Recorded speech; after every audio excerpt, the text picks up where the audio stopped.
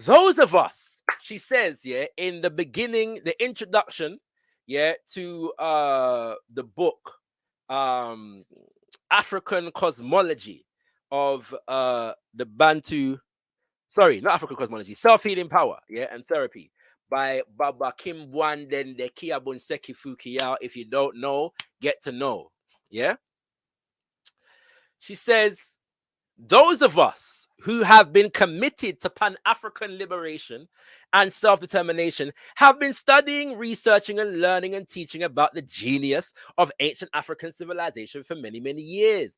This has been the ritual process of constructing a paradigm for African-centered reconceptualization. We're dealing with reconstruction, right? Yeah, our approach is continually challenged by those who claim there is no African worldview. Yeah, Shakara. There is no African worldview to speak of. Yes, that each African society is fundamentally different. Yeah, and that the concrete substance of African culture has been destroyed and is now lost within such abstractions as worldview. Weltanschauung, yeah, as the Germans say. All right, that means worldview. All right, according to this ideological position, the African connection is non-existent, nothing but a figment of the African nationalist imagination. Yes, and I, of course, I am a universal African nationalist, aren't I? So my concept of African cultural unity is merely a figment of my universal African nationalist imagination. Yeah, this is what we are being charged with. All right. Why am I emphasizing the word ideological? Because these people, some people who put forward this idea of there are thousands of different tribes on the African continent, they all speak different languages, and none of them get along, yeah, and they're completely different from each other. There's all that kind of stuff.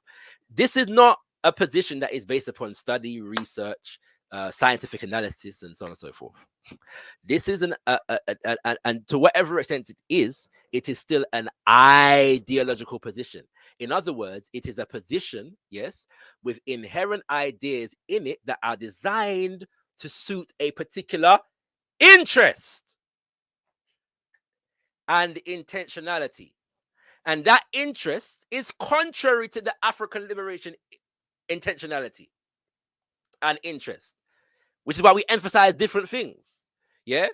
But what happens is, because the African liberation ideologies are clearly ideological, those who challenge them have the smoke screen of academic objectivity, because the dominant society, which is a colonial and a neo-colonial society as far as African peoples are concerned, presents universalism and objectivity. And so those who reinforce the dictates of the dominant society, the neo-colonial society, are banking on the benefits of the supposed legitimacy of that system in defining the world according to their interest.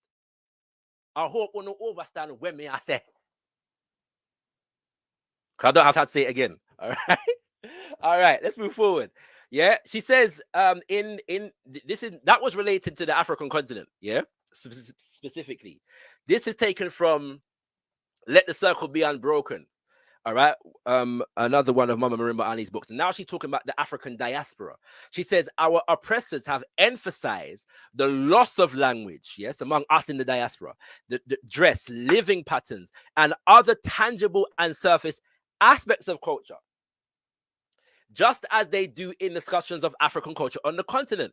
They emphasize differences in language and customs and even physique from one society to another. They do this with good reason. It is an emphasis that serves their objectives.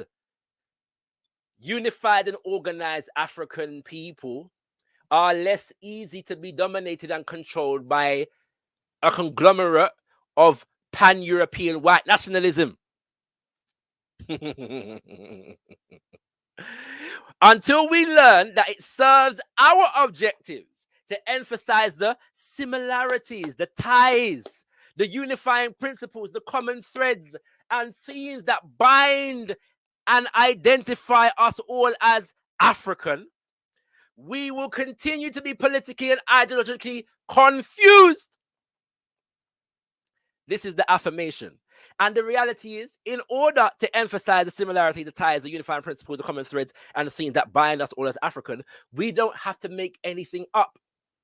We now have to fabricate nothing.